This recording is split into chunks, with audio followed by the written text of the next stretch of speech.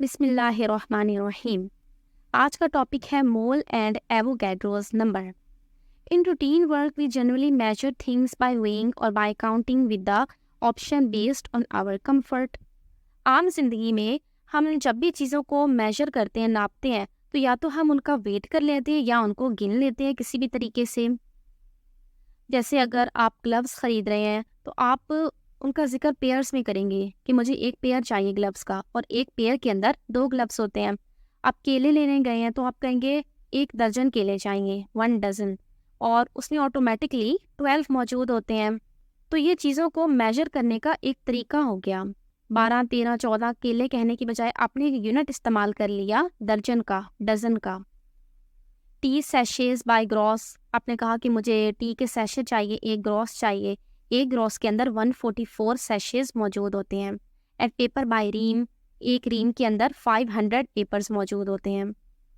और अगर आप चावल लेने लगे हैं तो आप चावल को काउंट करके नहीं बताएंगे कि मुझे चावल के अरबों खरबों दाने चाहिए, बल्कि उसको नापने का तरीका होता है वेट करना।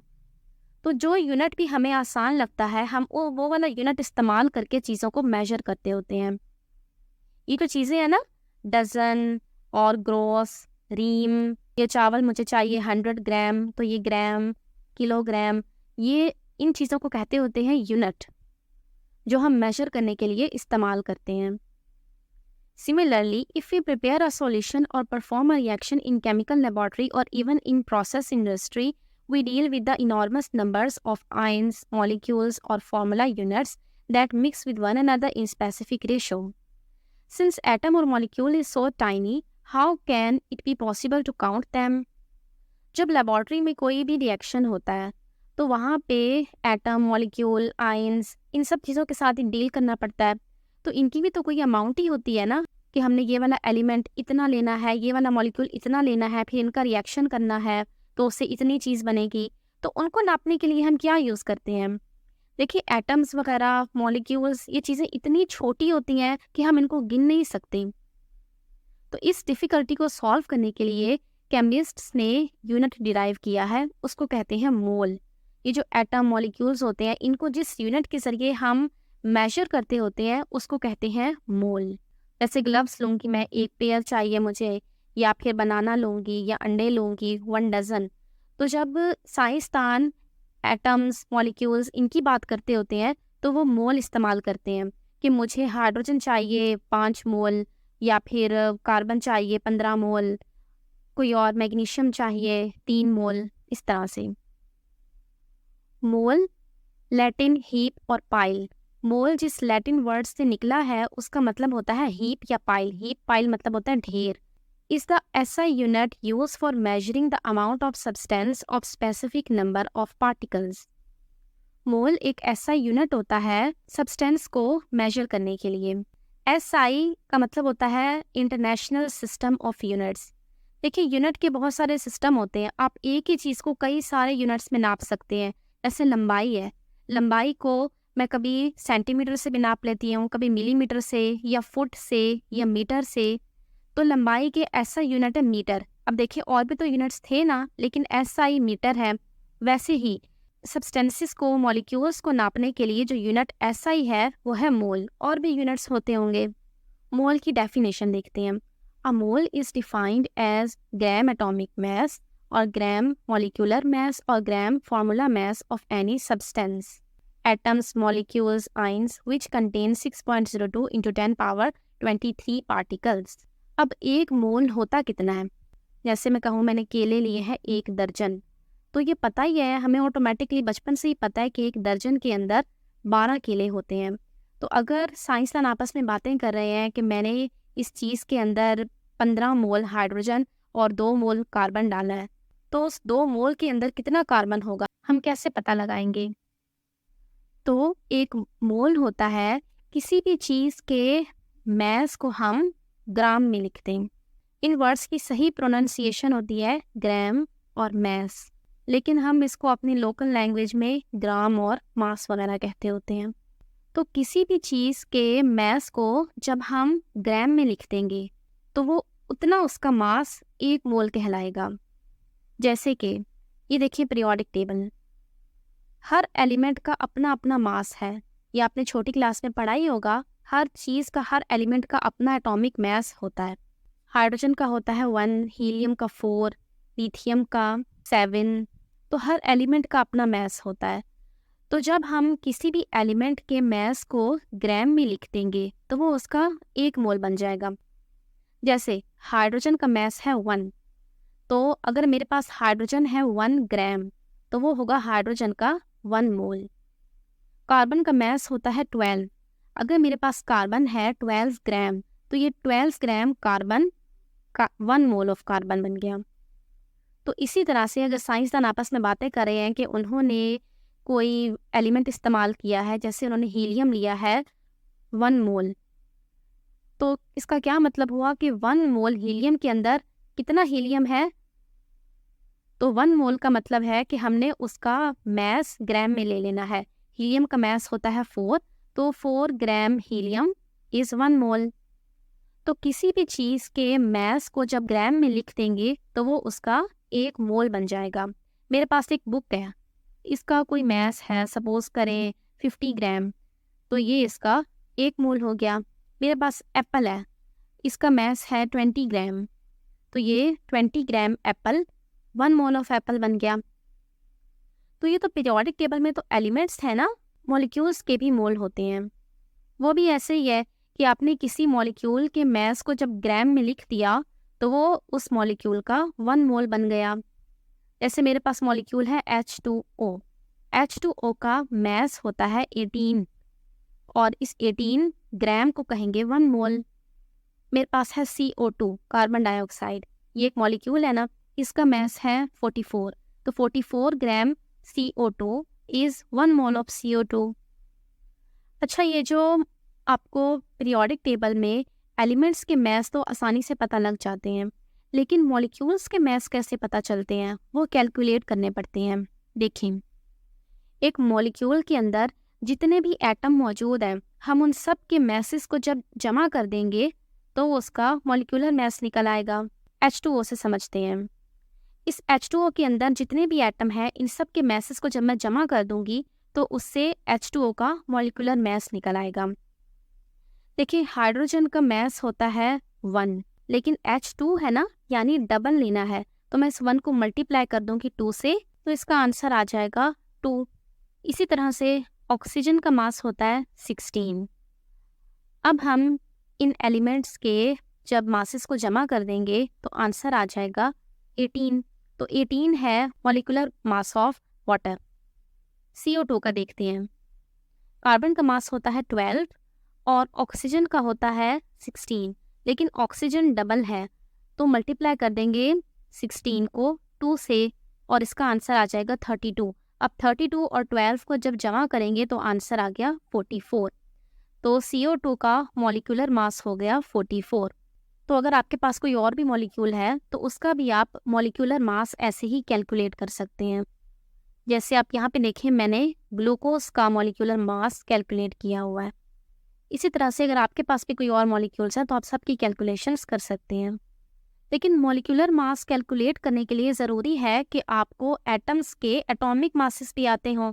तो अगर आपको वो नहीं आते तो आप उनको याद करें पीरियोडिक टेबल से। आप बड़ी क्लास में आ गए हैं, ये ज़रूरी है आपके लिए कि आपको ये ज़बानें आते हों। तो हम मोल को डिफाइन कर रहे थे कि a mole is defined as gram atomic mass और ग्राम मॉलिक्यूलर मास और gram formula mass of any substance. Formula mass भी मॉलिक्यूल का ही मास होता है। जब हम मॉलिक्यूल को थोड़ा सिंप्लीफाई कर लें तो उसका उस वक्त जो मास होता है उसको हम उसका फॉर्मूला मास कह देते हैं, मॉलिक्यूलर मास नहीं कहते।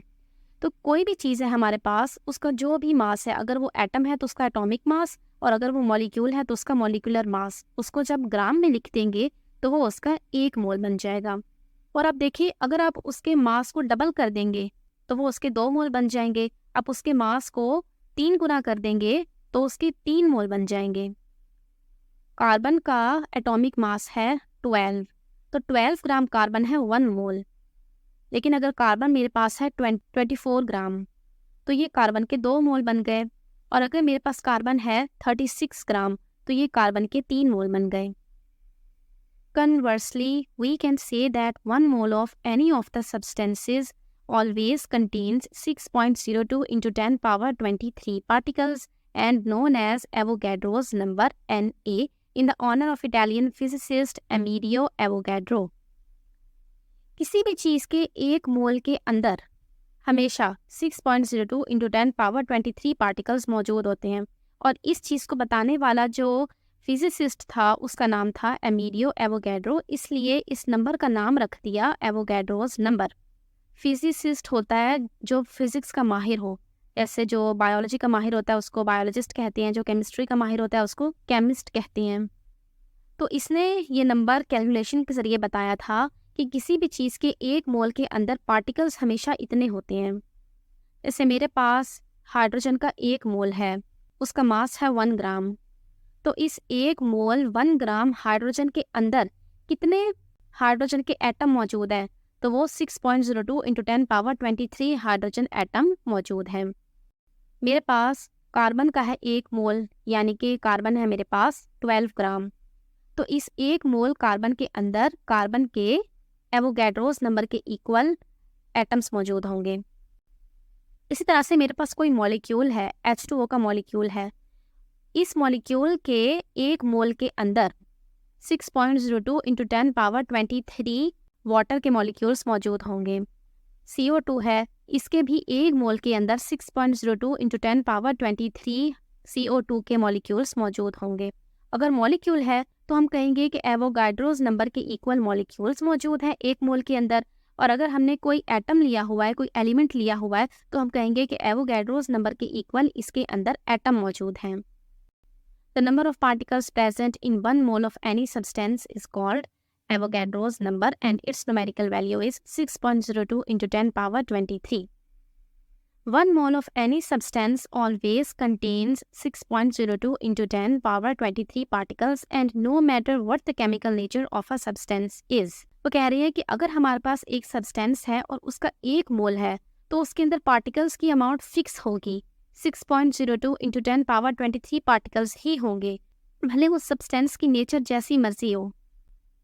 जैसे आप इस पिक्चर में देखें, मेरे पास कार्बन और मैग्नीशियम ये दो चीज़ें हैं और इन दोनों का एक एक मोल है। मैग्नीशियम का एक मोल होता है 24 ग्राम और कार्बन का एक मोल होता है 12 ग्राम। देखिए इनके मासेस में कितना फ़र्क है।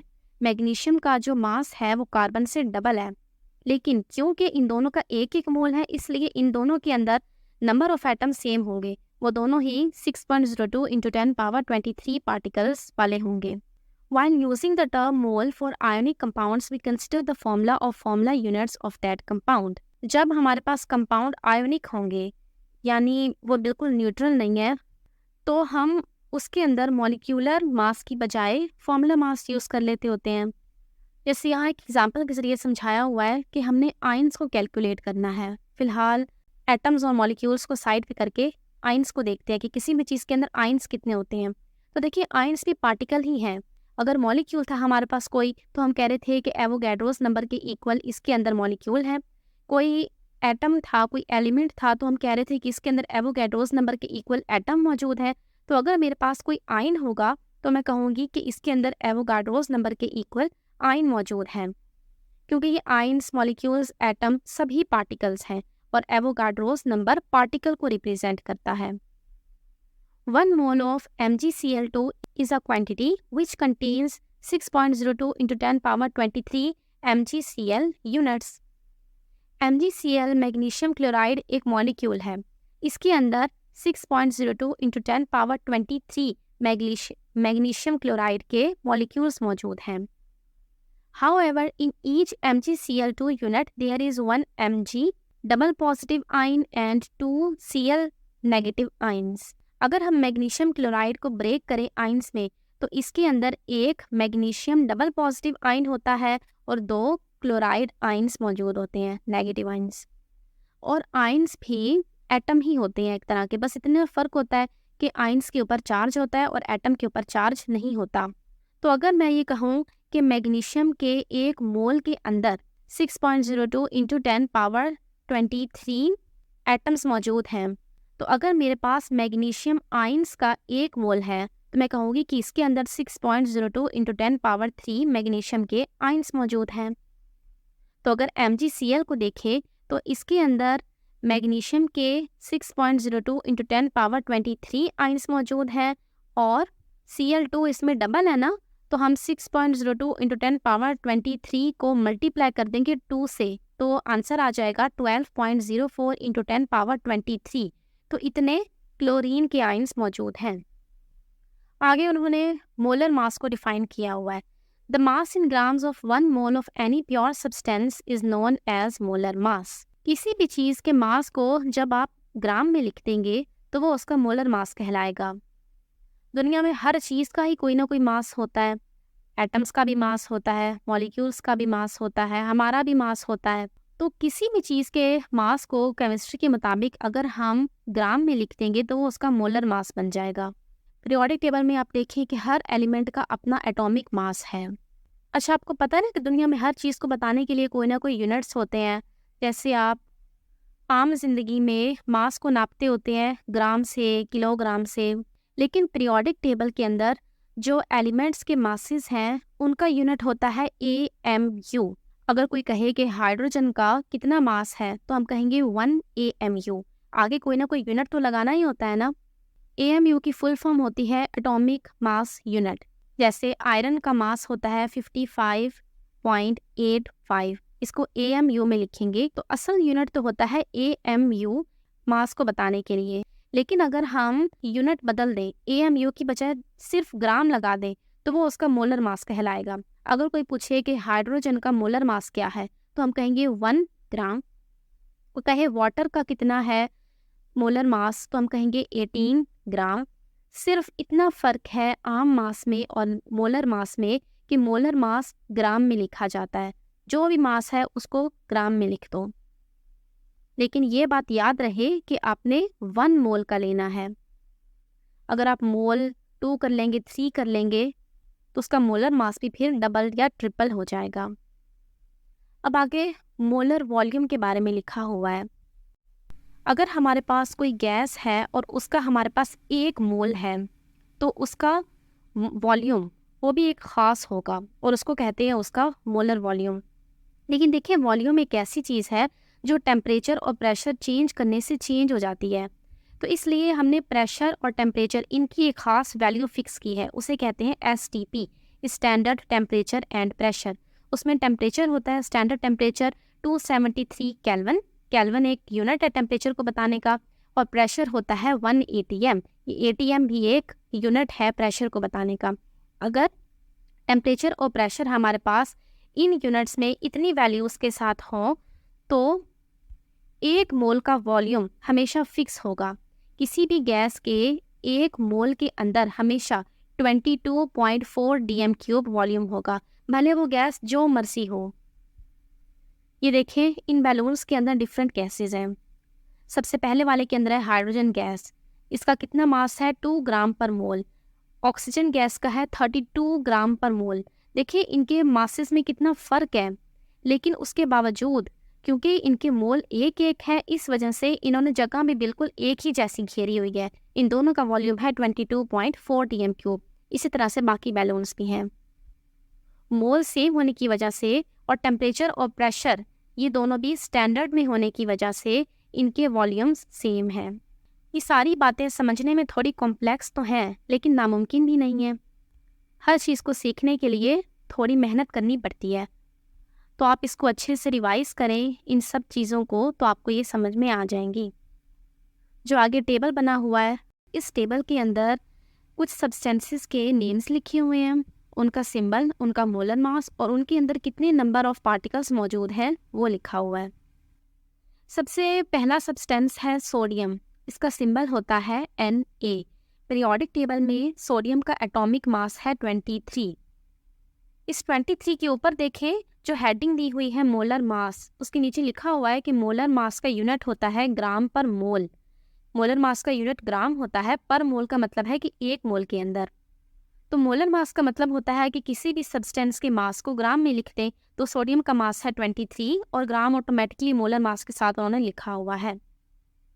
और नंबर ऑफ पार्टिकल्स कितने हैं इस सोडियम की 1 मोल के अंदर, तो 6.02 इंटू 10 पावर 23 सोडियम के एटम्स मौजूद हैं। आगे है वाटर। वाटर का फॉर्मूला होता है H2O, वाटर मॉलिक्यूल है। और वाटर का मॉलिक्यूलर मास 18 होता है।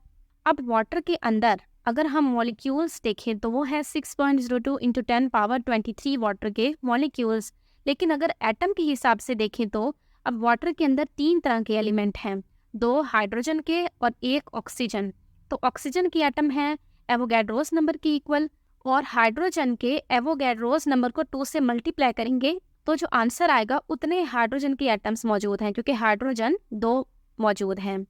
कॉमन सॉल्ट NaCl, NaCl का मास होता है 58.5, ये भी हम ऐसे कैलकुलेट कर लेते हैं। Na का होता है 23 और क्लोरीन का होता है 35.5, तो आंसर आ गया 58.5। इसके अंदर भी एवोगैड्रोस नंबर के इक्वल NaCl के यूनिट्स मौजूद हैं। इनको फार्मूला यूनिट्स कहा गया है मॉलिक्यूल की बजाय, क्योंकि NaCl एक आयोनिक कंपाउंड है। तो अब NaCl के अंदर देखें कि Na के कितने आयन्स हैं और Cl के कितने आयन्स हैं। मैंने आपको बताया था कि आयन्स एटम ही होते हैं, फ़र्क इतना होता है कि आयन्स चार्ज वाले एटम्स को कहते हैं। तो Na के भी एवोगैड्रोस नंबर के इक्वल आयन मौजूद हैं और क्लोरीन के आयन्स भी एवोगैड्रोस नंबर के इक्वल हैं। कैल्शियम क्लोराइड CaCl2, इसका भी इस तरह से मास कैलकुलेट कर लेंगे और वो आ जाएगा 111। इसके अंदर भी एवोगैड्रोस नंबर के इक्वल CaCl3 के फॉर्मूला यूनिट्स मौजूद हैं। और अगर ब्रेक करें तो कैल्शियम के आयन्स भी एवोगैड्रोस नंबर के इक्वल हैं, और क्लोरीन के क्योंकि इसके अंदर 2 मौजूद हैं Cl2, 2 एटम होने की वजह से एवोगैड्रोस नंबर को 2 से मल्टीप्लाई करेंगे तो जो आंसर आएगा उतने क्लोरीन के आयन्स मौजूद हैं। आगे है फेरिक क्लोराइड FeCl3, इसका भी यूँ मास कैलकुलेट कर लेंगे जो कि होता है 162.35। इसके अंदर भी एवोगैड्रोस नंबर के इक्वल FeCl3 के फॉर्मूला यूनिट्स मौजूद हैं।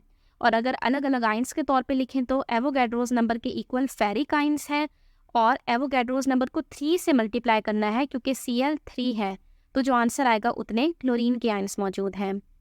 Fe के ऊपर जब 3 पॉजिटिव चार्ज हो तो उसको कहते हैं फेरिक आयन। बाज़ औक़ात Fe के ऊपर 2 पॉजिटिव चार्ज भी होता है, 2 पॉजिटिव चार्ज वाले Fe को कहते हैं फेरस आयन।